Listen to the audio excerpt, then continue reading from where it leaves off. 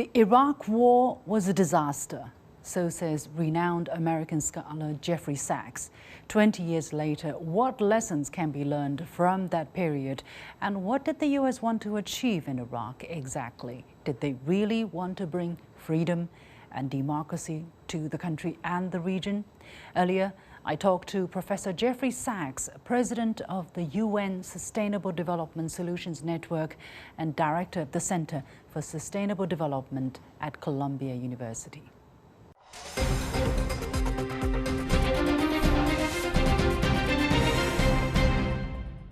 Do you think American style of democracy has a chance of succeeding in these parts of the world? I mean, in Western Europe, where they share similar cultural backgrounds, similar religious, stories, probably that's the case. But in Middle East, in Asia, in India, in other places, this is not about democracy. This is about something about geopolitics. The war in Ukraine is not about democracy. The war in Ukraine is about NATO enlargement. The war in Vietnam was about the so-called domino theory that if Vietnam goes communist, that means that all countries are going to be taken over by dictatorships. The war in Afghanistan was originally just a proxy war to trap the Soviet Union into fighting in Afghanistan. They didn't think one moment about Afghanistan, and they funded the Islamic fighters, the so-called Mujahideen, and the Mujahideen became the Taliban and Al-Qaeda, and then the United States invaded in 2001 because of the Taliban and Al-Qaeda that the U.S. actions itself had created. They weren't thinking about democracy or these high values. They didn't like Saddam Hussein because he was an ally of the Soviet Union and then of Russia. They took out Muammar Gaddafi in Libya using NATO forces because, again, he was viewed as a friend to Russia and a danger to the West, not because of any deep concern, knowledge, even thought for a moment about democracy. Believe me, the United States has supported enough coups to overthrow democratic governments. It goes in every direction. This is not about democracy. This is about geopolitics. But if you ask the people, they would say, oh, the Americans spend a lot of money trying to help us stand on our own. They send in observers. They helped us with the technical aspects of elections. In Afghanistan, I know people, oh, hooray, we see mules, we see donkeys carrying ballot boxes to the remote areas so that people can vote. Finally, democracy. It's the Americans who brought the idea, who made it possible, and who, ostensibly make it happen to us. What do you say to that? Is that a show? Is that a tool to make people believe what the America is bringing them? It's complicated because the U.S. has participated in the overthrow of dozens of democratically elected governments to replace them by basically police states. Think of Iran in 1953. A popular elected prime minister, Mossadegh, had the temerity in 1953 to say that the oil in Iran might possibly belong to the Iranians. Well, this was, unacceptable to the British oil interests and to the United States, who knew full well that the oil there really belonged to the Western powers. And so we know that the British secret services and the CIA conspired to overthrow Mossadegh. And replace him by essentially a police state. And this is dozens of cases, many of which I've seen close up. It's not about democracy or not democracy. It's about what the U.S. state views as its interests. The interests could be security interests. It could be geopolitical competition with China or with Russia. It could be financial interests. Sometimes it's very, very simple. In 1954, the president of Guatemala, Jacobo Arbenz, wanted land reform because of the impoverished peasantry. So it was a basic measure for social well-being.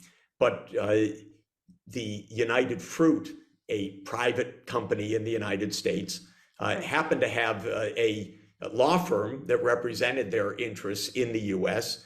And one of the members of that law firm at the time just happened to be US Secretary of State, John Foster Dulles. And John Foster Dulles just happened to have a brother who was head of the CIA at the time, Allen Dulles. And so the news got from United Fruit to the State Department to the CIA, and they overthrew Arbenz in 1954. This wasn't about democracy. This happened to be, in that specific case, about a US company, nothing more. Well, my whole life I've been saying this is not what foreign policy should be. Foreign policy is about diplomacy. It is about dialogue. It is about negotiation. It is about the UN Charter. I've often been told how naive those ideas are. I don't believe they're naive. I think the alternative ideas are disastrous. Foreign policy is not about overthrowing governments or dropping bombs. Foreign policy is about getting along in an interconnected world that now has the capacity to blow itself up, or even to destroy it itself environmentally. We must get along. That starts with mutual respect, dialogue, and negotiation. Professor Sachs, the skeptics would say it is fine to mutually respect each other, to get along, but what if the other is a dictator, is a tyrant, someone that is hated by many of its own people, like what many describe to be Saddam Hussein? So in that case, it's seen, and the Iraqis, some Iraqis were happy that Saddam Hussein was ousted, was thrown off his position too. What do you say to that? I mean, does that give any extenuation to the U.S. ways of achieving its interests, or what it proclaims to be spreading of democracy around the world? Well, I think there are a couple of things to say. One is that part of the U.S. repertoire in foreign policy is to say there's no one to talk to on the other side, no one to negotiate. They're irrational. They are without any decency. They're pure evil. All through my life, that's what I've been hearing about the, quote, other side. But mainly, this is to evade the responsibility to try. So what is achievable with dialogue and negotiation, you can only know through dialogue and negotiation. I'm not saying to depend only on that, but to dismiss it out of hand, to stop it from happening, as is the case right now with the Ukraine war, is a massive failure of ethics and imagination. We don't know ever what the counterpart will do or say until we begin to have the dialogue and the negotiation with them. A tremendous amount can be achieved. I studied for much of my career the Cuban Missile Crisis and its aftermath, the signing of the Partial Nuclear Test Ban Treaty between the United States and the Soviet Union. We came within a moment of the world blowing up in the Cuban Missile Crisis.